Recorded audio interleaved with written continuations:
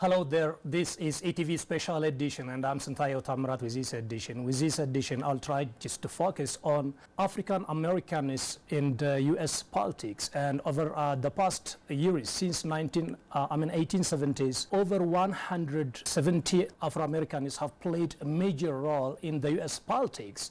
And where is the role of Ethiopians in this regard?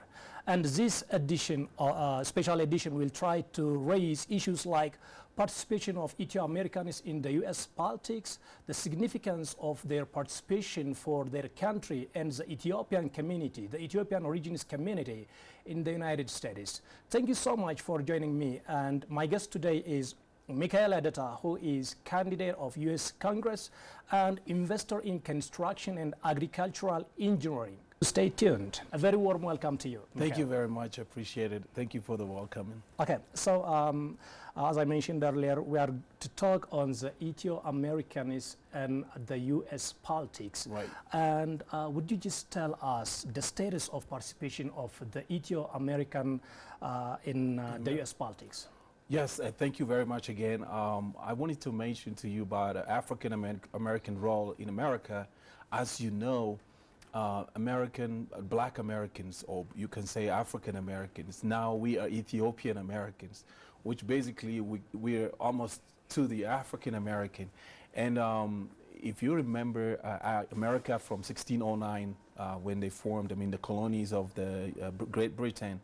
And since then, the African Americans were fighting for equal rights, fighting for right to vote, and also so much, as you probably stated earlier. So then what we faced in the last 100 and probably 70 plus years, because if you remember, the American Independence Day was from July 4th, 1776 on. The African Americans first joined the Republican Party. We have two major parties in America, the Republican and the Democrat, as you know. And they did a major role, as you stated.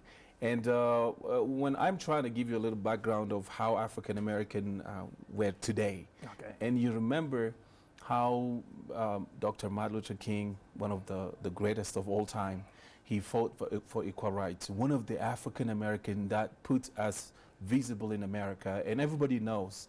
And then after that, there's like a Frederick Douglass. This is one of the prominent African American also that fought for equal rights.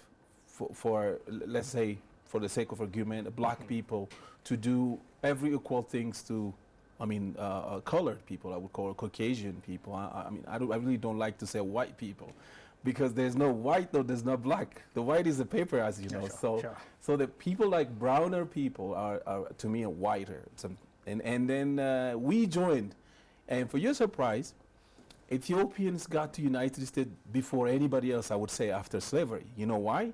Because from 1907, check it on the record, from 1907 till today, Ethiopians are flocking to United States.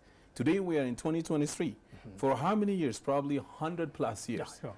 Now, if you ask me, what is the role of Ethiopian American in America? It's too small to say too much. But the fact is, Ethiopian American in America, I would tell you, are doing a better life, I would say, learning the culture and try to raise their children and try to do what an immigrant person would do in America, just like the rest of Africa that are traveling. But that's, in some surprise, I'll tell you, is that we always question ourselves when we see what's going on in Africa with United States, because we look at the policies that goes toward Africa or the rest of the world. So when we look at what the United States, the House of Congress and the House of Senate, they plan to either help Africa or to do whatever they like. So if you remember in 2011, the war that came to Africa, to the North Africa, in terms of changing African economy, equal right and things like that, okay. We just watch from far as Ethiopian or as an African. So just a little bit about me, working as an engineer and joining the political party since 2012, and then worked with the Congress, with the governor of my state, and after working with the governor of my state, to be specific, Governor Larry Hogan, and he's no more there. After serving 8 years as Republican governor in Maryland, I worked for him campaigning and trying to help our people get united, work, learn the culture of America. So those, I cannot tell you there was much visible of Ethiopian American, and I cannot also deny the effort they're making every single day to make their life better, but that's not enough, because I can tell you the economy versus the 100 years we lived in America. Okay. So for me, like honestly, instead of finger pointing to other Ethiopians, I took it to myself. I said, you know what? I'm Ethiopian American. Okay. What did I do? So, okay. So go ahead, please. Yeah, if you want to interrupt, that's fine with me. Yeah, but just go ahead, yeah. with that, please. But what I would like also to hear is that the Ethiopians, for example, have been just defending the rights and the interests of their country, the sovereignty of their country in the international arena, there in the U.S. Congress. We could see, not in the U.S. Congress, in the United States. In the United States in general, yes. We could see, for example, during the during the TPLF and the federal government's war, and about the Grand Ethiopian Renaissance Dam issues. They were just defending African coast, Ethiopian coast. So how are they participating in the U.S. politics, in elections, campaigns, and so on? And also, you have just to mention about the election you have passed through. Yes, thank you very much. It's actually very important you've raised that. During the Ethiopian disturbance, I would call it, because there was a mission that was trying to destabilize Ethiopia. And some of us are praying to God, some of us are doing everything we could. And I went to salute those Ethiopians, those fought so hard to defend Ethiopia in not only United States, but also in Europe and the rest of Africa, even you guys working so hard. And I can never imagine the flock of Ethiopians that came out and say, you know what, we need to defend our country. Because they've seen what happened in Iraq, they've seen what happened in Libya, they've seen what happened in Syria. You see, when two families fight each other, it's better for them to resolve by themselves. And instead of me getting involved and try to bring third parties and all that. And so most Ethiopians, they came from, I live in DC, Maryland, Virginia area, so that is now the heart of all these protest and everything that you've been watching. Okay. So every single day we see and we participated telling, you know what, we want peace. We don't want involvement of any government. For your surprise, that's why I rather take the government that says we're not going to involve in country's policy outside the United States. For you, as you know, that's a Republican Party. They believe in not to involve in politics of the rest of Africa. So for us, I mean, honestly, if you ask me what prize they deserve every single thing. And I really salute them. They fought, they stood on either the rebel themselves. They told them, hey, guys, you better stop. We're brothers. You need to stop fighting. But the sooner they understood, now, if you want to ask me later, in fact, we can talk about it. But then again, this is not enough, you know. We have to stand for our country. Our country needs a lot of people, educated people, money and everything. I know there is a bureaucracies and things going on left and right, which we might talk later, I believe. But this fighting is not enough. In terms of Grand Renaissance, I'm an engineer. My master's I've done with the same project, similar in Colombia, actually, and the same company is building it in this country.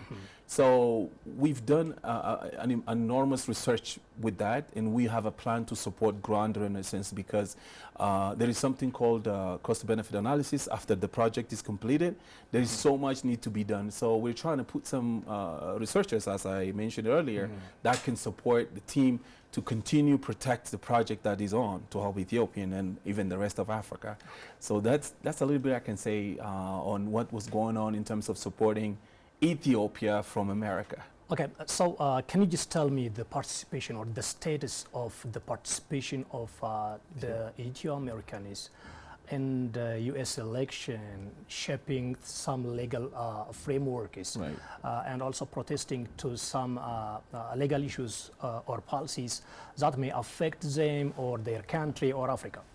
Thank you very much. Again, you know, when you immigrate from one country to another, you go learn the culture, the system, and then you go by the law, right? So now, like we said earlier, after staying in America for 100 plus years, then we put very much effort. Let me give a credit to so many professors in America. They've done remarkable works, like researchers. To be honest with you, businessmen in America, most Ethiopians are a businessman, and I really encourage that. But in terms of getting into law, American law, I don't know why, but I haven't seen probably one or two. Okay, I mean, you can check your research, but to be honest with you, during Obama time, there is a lady, Mimi Alamayo was there. She worked as a African development project management with the White House, with the Democratic government. And then there is another person with the MC, which is a Millennium Development Fund. He's an Ethiopian too, although he's partly Eritrean. I'll assume he is. So those are the two people that I saw in where I think those don't help the community though. They only work for government. Okay. But then when we think about like I told you earlier, when I said, you know what, how many years Ethiopian lived in America? Then if Ethiopia opened an embassy in America in 1909 and 7, what did we do? Okay, now remember, in 1920s, American came and built Ethiopian Airlines. These all we have in this country is American legacy. The Ethiopian Airlines, one of the biggest airlines that we have, and I salute that airlines because I fly every time. This is the product of United States. If you remember also, there is a history that I would like to touch you. Oklahoma University building Harmaya University.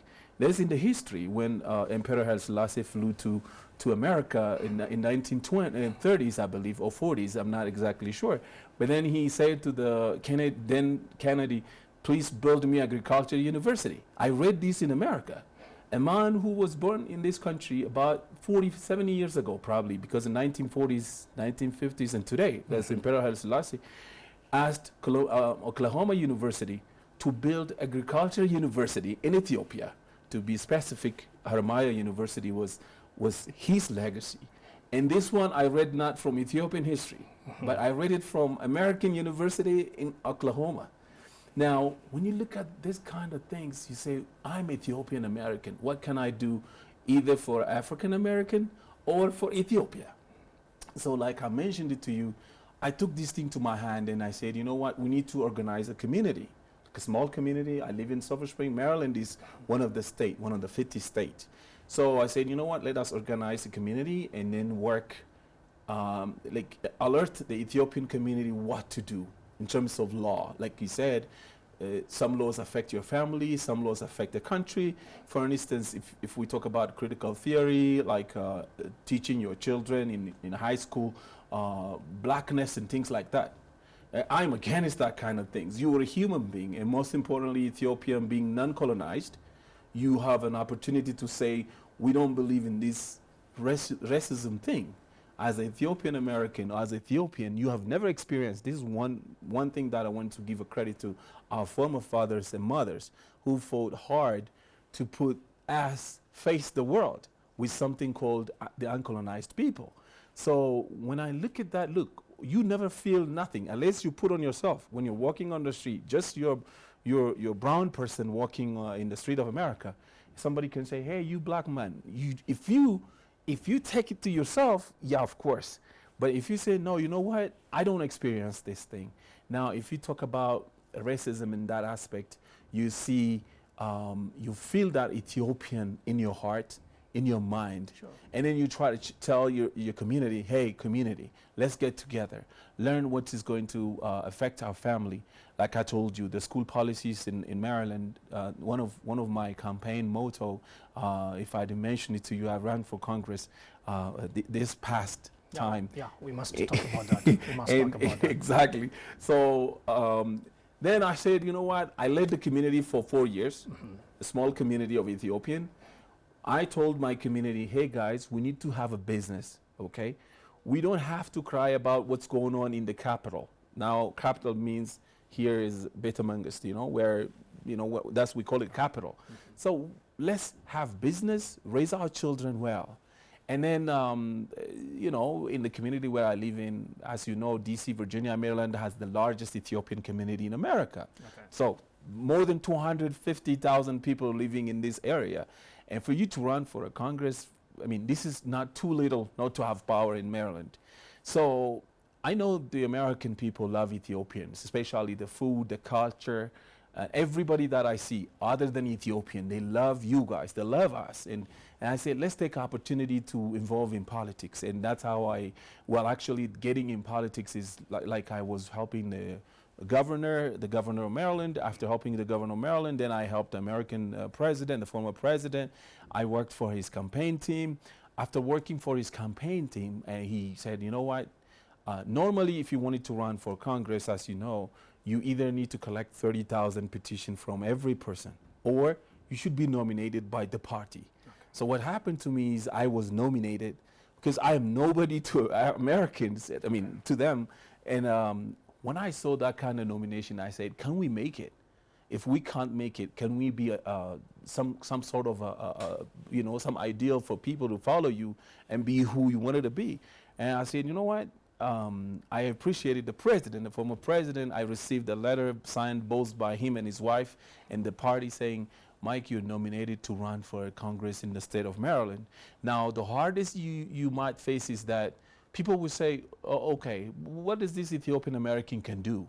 Now then, you'll be like a riddle for both Ethiopian. You have never ever heard an Ethiopian person running even for the county, let alone the federal government, as you know. And what makes it worse? That same time, Ethiopia is going through change. And that through change, as you know, there's a tribal thing going. Somebody's saying this, somebody's saying that. And then, as you know, Ethiopians are always, their ears are here, their bodies are in America. So when I was nominated, it went on TV and it went on a local channel. Like we have a local channel in Maryland. It's called W9. That goes in Maryland. And then it went on PBC channels. It went a couple of channels. Some people were surprised. Mike, are you really running for Congress or for the county? When I say county, it's like, you know, when a community county.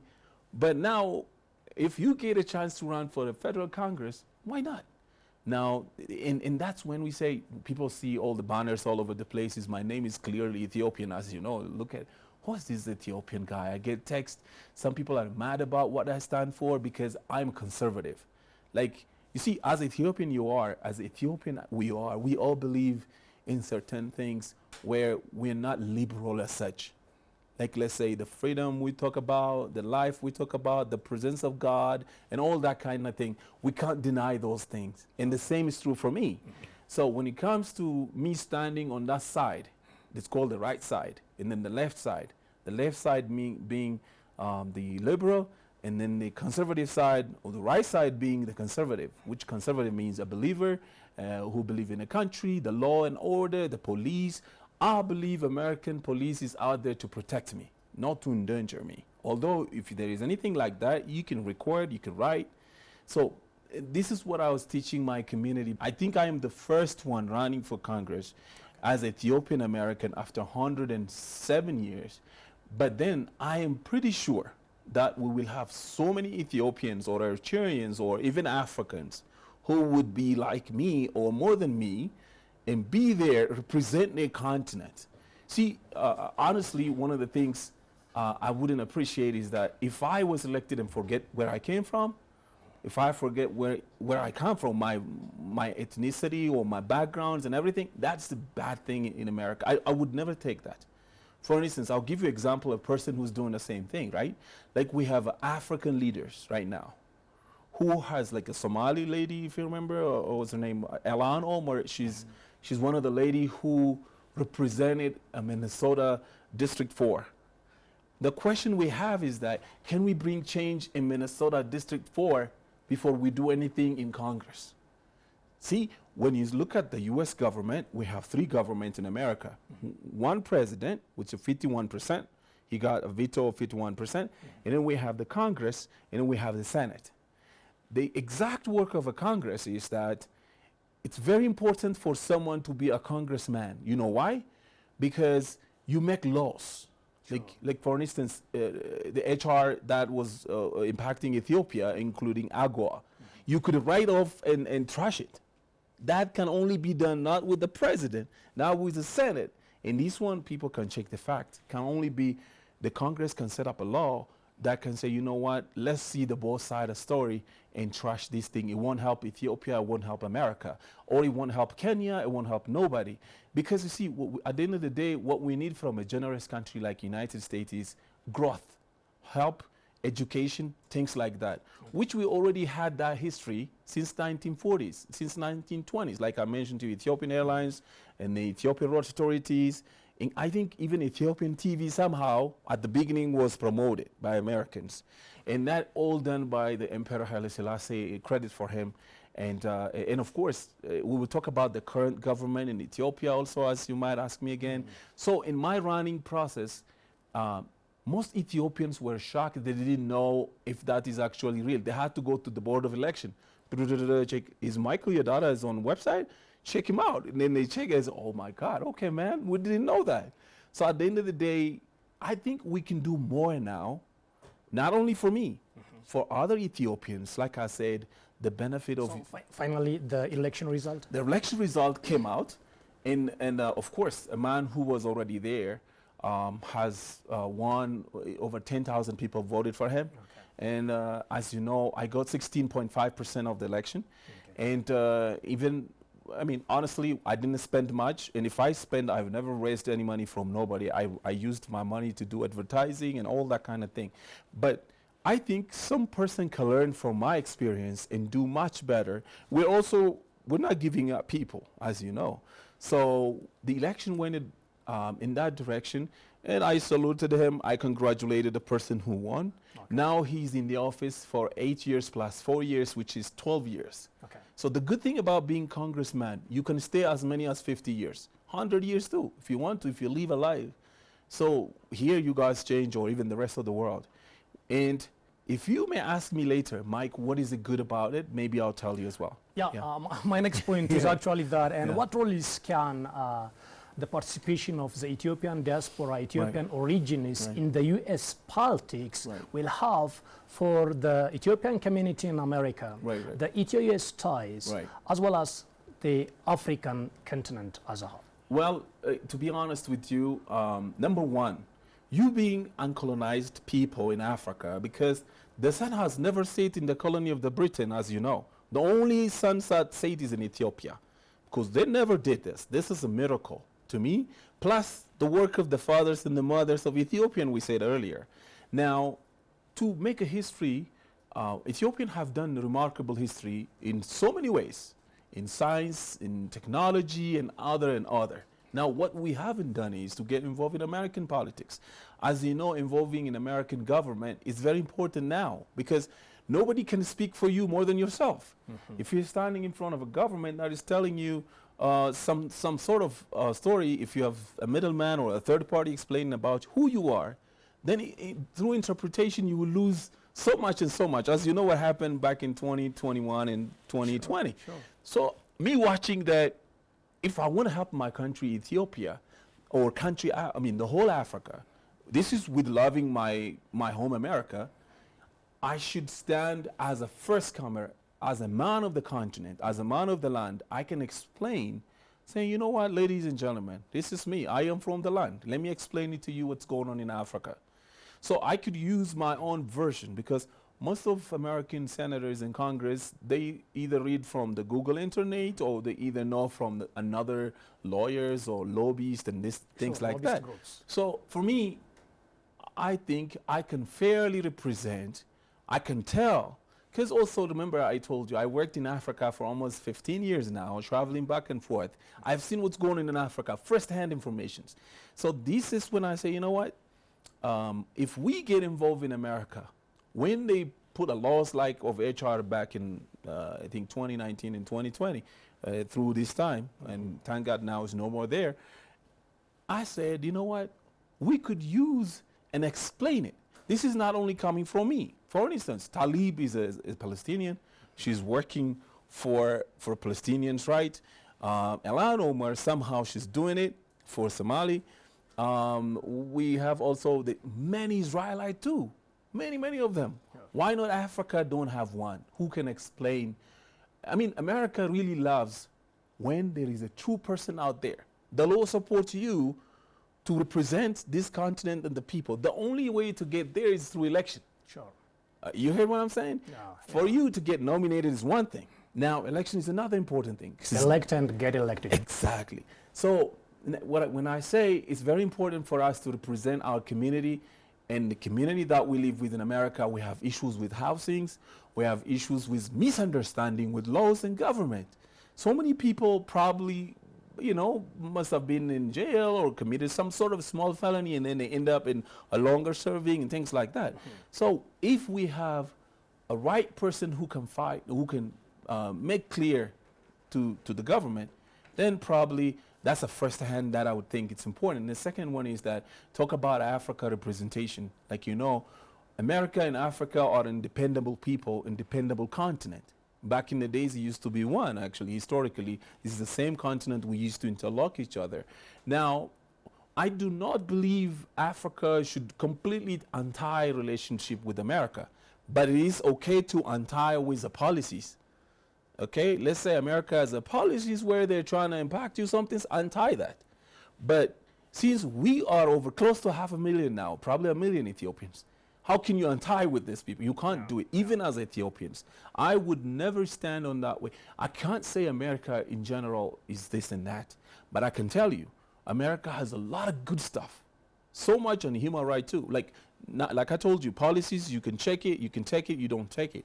Then what I said to one of my motto that I stand for was that Ethio-Americans from Ethiopia could come to United States like Europeans come to America and work and study.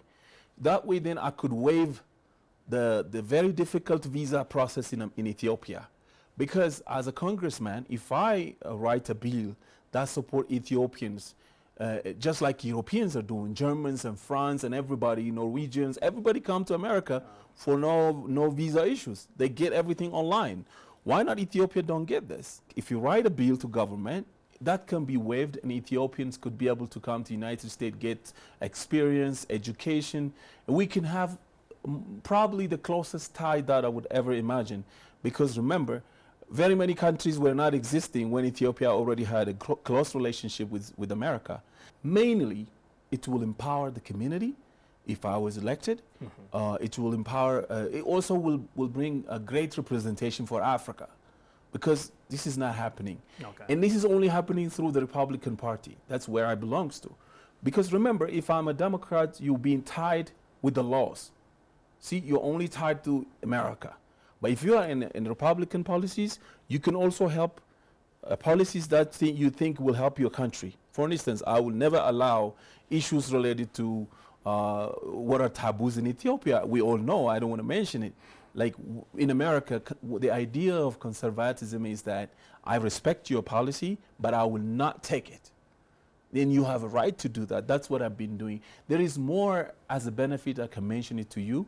Over the past couple of years, Yes. During the conflict between the federal government Yes. and TPLF Right. forces, as well as during those conflicts of interest between the Ethiopian government and people and the Egyptians regarding the Nile and the Grand Ethiopian Basin, they were just defending. Of course. Not only in America, as you mentioned, just in different parts That's of very the true. world, Ethiopians were just showing concerns about these Exactly. issues. But my point now is that those Ethio-Americans Right. and the US, what should they do in order just to benefit Right. from being represented in the US Congress? Well, like you said it, and thank God they hadn't put billions of dollars or millions of dollars, because what works in America is money. Like if you contribute and have a lot of money, you can get it. What happened to Ethiopian community? I get a free straight to the Congress nomination. That has never happened in the history. All right. For instance, Ethiopian community would have put thousands of dollars together, would have helped you in campaign and all that kind of things, and put your face to the government, which that was already done. See, For us to say, what would they do? Right now, what we need is that, number one, Okay. let them not think we are less, okay? When we live in America, thank God we're born from this great country, great continent, Africa. Yeah. And very many Caucasian people, like I said again, for the sake of the words, they love us. Mike, tell us about Ethiopia. Then I had to explain on and on and on look, when you're mentioning Africa and Ethiopia, for instance, if I was in the Democratic Party, the law doesn't allow me to speak even about my original country. But as a Republican, you are allowed to speak where you came from. But Republicans also say America first. Let me talk about that. You can ask me why they say America first, right? Honestly, when you are saying American first, America spent billions of dollars outside of America. I don't know what we get out of that as an American. We went to war in Iraq, Afghanistan, Libya, Syria. There's nothing coming back. Sure. So the motto came under the president I worked for, President Donald Trump, said, you know what, American first, stop going to somebody's country. Stop it. Let's build America. And after we build America, we talk about the rest of the world, the rest of Africa. Okay, I got the point here, and now let's just continue. Go ahead. Yeah. Well, now let's just turn our attention because we're just running out of time. Okay, and the Ethio-US ties. So the historic ties between the two countries, right, all the friends I can say, right, had been just at stake for a couple of years since the conflict between the Ethiopian government and the TPLF forces. Yes. Then the recent visit by the Prime Minister Abiy Ahmed signals important development is there between the two. So first tell me the impression the Ethiopian community or Ethiopian origins and the diaspora in America had when they heard this news. That was really, for me, honestly, like I believe it was an amazing impression I personally got. Why? Because I want peace for Ethiopia. When there is peace, there is growth. When there is growth, there is change. When there is change, there is life. When there is life, there's better chance of surviving and also transferring to the families and children and things like that. So, of course, as you know, in America, you might have seen online some Ethiopian are protesting, some are saying this and that, some are saying we didn't want this, we want the war to continue, things like that. You saw that, right? I mean, if you're talking from the diaspora point of view, not the majority, like a minority, a small number of Ethiopians went to the street, protest against Dr. Abiy, protest against, but we were saying no to them because we were the majority. The majority is silent, you know, who believe in everything, but we don't protest much of it. And those, we said, you know what, this war is ended anyway. And this thing ending brought the American people to also have a close tie with Ethiopia once again. As you know, if not with the help of God, the plan that was there was really something that was scary all the time. So if you ask me about impression, no doubt, we were so happy, me and a group of people in Washington, D.C. area. Do you think this new diplomatic ties or developments between the Ethiopian government and the U.S. Will continue or sustain, one? And also, can it just bring some good in diplomatic and economic terms in the international arena, as well as with the U.S. government as well? Honestly, one of the things I like about laws in America, whether you are left, right, the law is the law. If you sign something in America, there is no underplay. So whatever signed in the past with the Prime Minister Abiy Ahmed, including the cabinet and Joe Biden, trust me, that will go through. Because there is no way, like, one of the things I love about America, like I told you, when they sign something, it meant it. This is true from the Democrats as well as from the Republicans. Now, how it brings change to Ethiopia? Well, remember, America invests a lot of money in the rest of Africa. Ethiopia being one, through World Bank, through ADB, and things like that. Now, I do not support the hands out like that. I mean, any countries for that matters give you some money, but in terms of educating women, educating children, in terms of empowering youths, like that we have thousands, as you know, Africa has majority below 36%. The ages are between 36. They said. I mean, these are the numbers out there.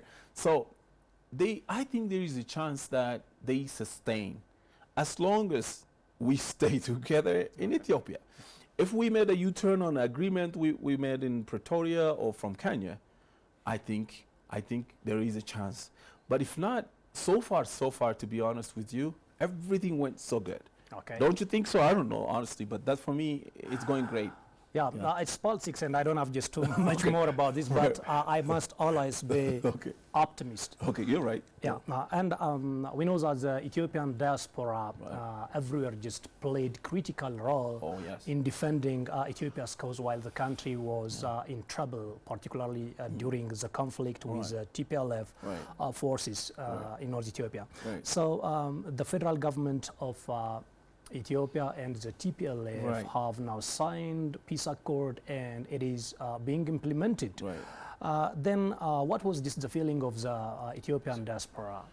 Well, to be honest with you, very many of them are not happy, but as you know, probably you must have seen it, you have information. But for me, like I told you, the peace accord is what we've been supporting. And if I get elected in government, one of the things I will always say, vote no, is to war. I would never dare, because I've seen what war does to countries like Libya, Syria. I've seen it. I traveled to many countries in Africa where those countries were tormented into pieces. Children, no father, no family, and the existing human being are even. Can you imagine where there is war? Many people die. You don't do much of a farming, as you know, the thing in your head. And that happened in Africa sometimes in 1991 in Rwanda, in millions of people in 1 month. Those are a game that was played. But honestly, the peace accord in Pretoria, well, I think it was one meant, and it was an effort from the loving continent, people who love Ethiopia, and of course the rebel force also understood how much they lost in the calculating and winning and whatever and all that kind of things, because who will win who at the end of the day. So by now, if we don't even talk more of what happened, because I think time will tell what it is, but the truth is now that we sit down, there is no war. At least, can you imagine, even now there's some people who are drum beating, waiting for the war to be waged. Like some people even give me some website, there's already war started, ABs. I say, you know what? Yeah, my next point is this, and you are just defending the interests of Ethiopia, the sovereignty of Ethiopia, and the cause of Ethiopia during the wartime. And now the two parties are just implementing the peace accord, and for the successful implementation of this peace accord, how should the Ethiopian diaspora in different parts of the world influence the two parties, the leaders of the two parties? I think, honestly, I wouldn't be sad at them if they're mad about it, because some of them, they lost their family members. Lucky I am not. But many of them were supporting, they involved themselves in cashing, in also. And let's give them time for those people who are feeling a little bit offended, because time will heal.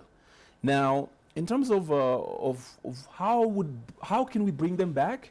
Honestly, that's the question they have. They ask me, Mike, okay, I am divorced from my wife. I'm done this, I'm done that. How? Then they sat down together, they signed peace accord.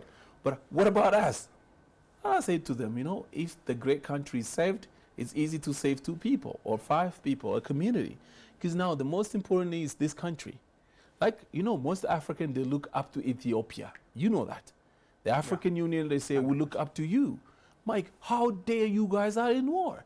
Now, let me leave the critical things of the 2 war and everything for those experts. But the truth is, we should have never went to war. I mean, the rebel forces, I call them, and they should have sat down on the table to first. There are just supporters of the TPLF there were And also supporters of Ethiopia. Ethiopia. Then I think these both parties need, I mean, the diaspora Yes, community in yes. both groups must unite now. Negotiate. Yeah, like what is happening in the country, and Yeah. just try to influence Yeah. the leaders of the federal government. I mean, this is the signatories of Yes. both parties. I think that's both important. parties. No, I completely agree with you. Honestly, one of the things I have seen in the last few years in Ethiopia, things are flexible. I mean, I don't know how you look at it, but I don't know if because I'm from another country, I'm flying in. But what I see, let's say you turn away from all your bad doings, there is a chance of you getting acceptance in the community. Whereas in America, once you are labeled as some name, you would never come back because you labeled out in computers and all that kind of thing. So like you said, we will do a lot of effort to bring those communities in America, say that, yeah, you're right. I know it saddens you. You wanted X way, Y way, but then now this is what happened. In life, the most important thing is to accept the fact. Yeah. If fact is fact, right? And if you don't accept the fact, you're a person of a denial. Yeah. And a person, yeah. Yeah, anyways, this is a country has experienced Exactly. a lot of Very distraction, pressure, and we have just to stop that and Yeah. see the better side. Exactly, again. exactly. Then maybe my last question would Yeah. be, what do you think is the role of the diaspora in the rehabilitation of these three regions, Oh, yeah. Tigray, Amhara, and Afar, which are just devastated by the conflict? Yeah, honestly, those are what brought us back now. There is a small group of African American, Ethiopians, also Europeans. To be honest with you, there's so many of us that flew in the country. It's not enough. We should look at the area, and we should also. There is a diaspora leader here, and he's working. He's working daily with the community, with the diaspora in Washington D.C. and all part of America. I don't see too much effective on that one, just to be clear with you. Okay. But let me tell you, if we want to help, let's say the diaspora communities on the rebel force area, they should come. Okay, I see there's so many actually. They flew in, they just transit. Now, what you need to do is build the schools, build the universities, support. I think United States has already put some funds as well. So if you're a doctor, if you're a nurse out there, like I really wanted to speak to our community, not only Ethiopian, but also other people who wanted to help the war-torn places. You can come to Ethiopia and help the Afar region, help the Amhara region, and as well as the Tigray region, and make a history, you know, because this should have never happened. Sure. So if we put this, I think there are some terms, and there are also some way, the best way to get in touch with is Ato Mohammed. I believe it's the diaspora leader in Ethiopia. And also individually they can come to America, to Ethiopia, and put whatever they can. I mean, you know, there is so much that is needed. There are families that are left without a father, mother, and things like that. I know there is a lot of news with the UN supporting, but trust me, that's not enough. Because UN is just saying we're putting a lot of burleys, meats, and all that kind of thing. That's not enough for Afar, for Amhara. And I want to appreciate and say thank you to the Ethiopian telecommunication that are working day and night now. I have a close information that they're putting telecommunications so quick, including I think Ethiopian electrical power as well is getting restored. I hope the banking system will quickly catch up, and then spiritual rehabilitation, because you were in war, and now what we need is just try to, you know what, let's get certain psychosocial therapy. Exactly. Michael Adata, candidate U.S. Congress, thank you so much for joining me and just sharing a lot of experience on how the Ethiopian diaspora in the U.S. needs to get involved actively in the U.S. politics so that they can serve the interests of the Ethiopian community there, the Africans and Ethiopia as well. Yes. Also just to boost up the Ethio-US ties. Yes. I really appreciate that. Thank you so much. Thank you so much. Thank you so much too. Appreciate it. Okay. Dear viewers, this is a conversation with Michael Adeta, who is candidate US Congress and also investor in construction and agricultural engineering. Thank you so much for joining us. We just talked a lot of issues on the involvement of the Ethiopian diaspora in the United States politics and the benefits it might have for their country, for the Ethiopian community there, and for Africa as well as the Ethio-US ties. Thank you so much for joining me again, and see you another time. I'm Santayo Tamrat with this edition.